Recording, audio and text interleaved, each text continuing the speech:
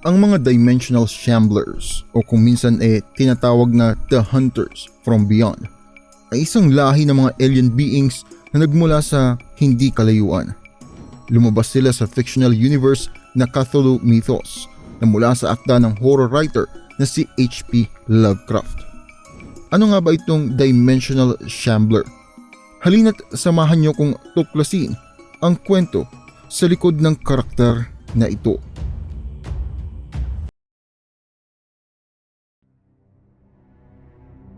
Ang mga shamblers ay mga humanoid monsters na may leathery gray na balat, dilaw na singkit ang kanilang mga mata at may mahabang mga pangil. Tila kuba ang mga ito at ang mahabang mga braso ay sumasayad sa lupa kapag naglalakad. May mahabang kuko ang mga brasong ito.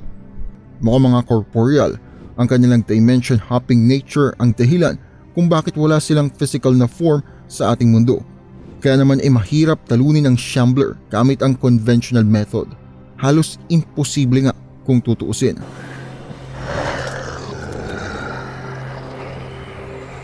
Nanggaling ang mga shambler sa dimensyon na mas mababa sa atin.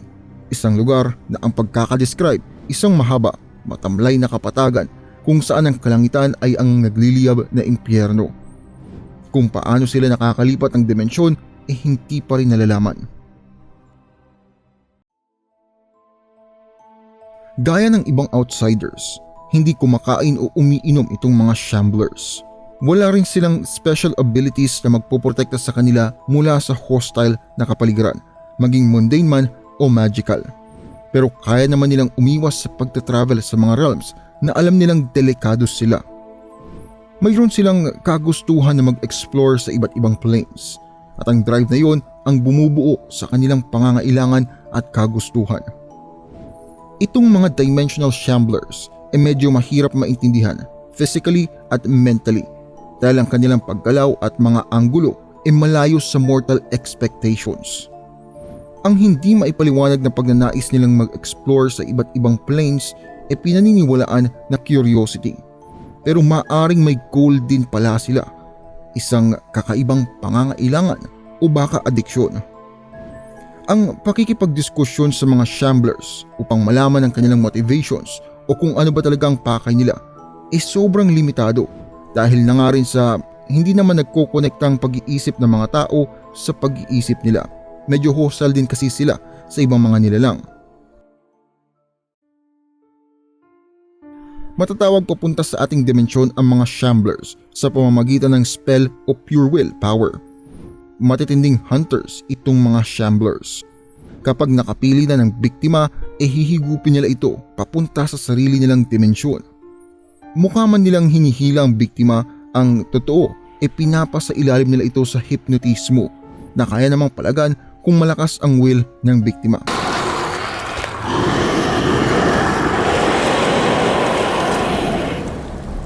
Mas maraming shamblers, mas malakas ang kapangyarihan. Kapag nangihigop na ng biktima mga shamblers, tila ba nawawala na ang mga bagay na nasa likuran nito, tapos magiging visible doon ang kanilang dimensyon. Kaya rin gumalaw-galaw ng walang kahirap-hirap ng mga shamblers sa dimension natin. Kaya nilang maglaho tapos lilitaw ulit. Para ba silang tumatalon-talon sa mga lugar? Dahil doon, madali nilang mahihigop ang mga biktima o tatakasan ang kalaban. Sobrang hirap nilang ma-counter-attack dahil sa kakayahang yun. Kaya rin nilang pumalag sa mga spell na madalas nagre-restrict sa paggamit ng teleportation at planar travel. Talagang matindi ang kakayahan ng mga shamblers. Gaya nga ng nabanggit kanina, kayang-kaya ng mga shamblers na maglakbay sa mga planes, isang pikit lang. Pero kung papaano nila napipili ang mga destinasyon, isa pa ring misteryo. Pero may mga alam na mga ritual para masamo ng isang shamblers at mabind ito sa will ng isang summoner. Once na mamaterialize, pipili o magde-designate ng biktima sa shambler.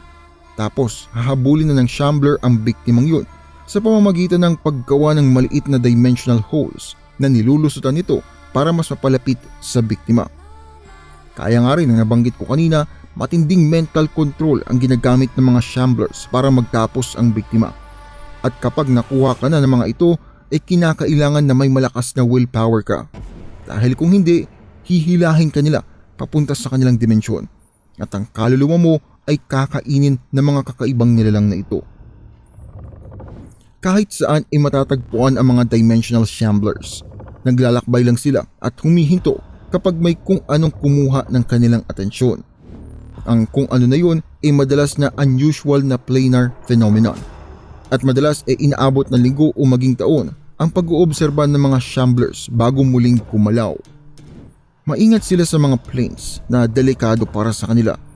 Pero ang mga matatanda at mas malalakas na shamblers ay gumagamit ng mga protective equipment para mas mapalawak ang kanilang potential horizon. By nature, itong mga dimensional shamblers ay mga loner. Wala silang hilig na makihalubilo sa mga katulad nila. Pero wala namang ginagawang masama kung sakaling nakasalubong nila ang kalahi nila. Pero sa ibang nilalang, sadista mga ito. Tila ba may pleasure na nalalasap ang mga shamblers sa tuwing nakakakuha sila ng biktima at nadadala sa kailaliman ng kanilang dimensyon. Hindi malinaw kung ano ang mismong ginagawa nila sa mga biktima, pero malaki ang nagiging parte ng mga yun sa kanilang pagkawasak dahil karamihan sa mga nakakaligtas sa pagdakip na ginagawa nila ay naggagawa silang patayin. Pero mas marami pa rin ang talagang hindi na nahanap, kaya napakataas ang tsansa na kapag nadakip ka nila, tapos ka na. At ito ang Dimensional Shamblers sa libro ni H.P. Lovecraft.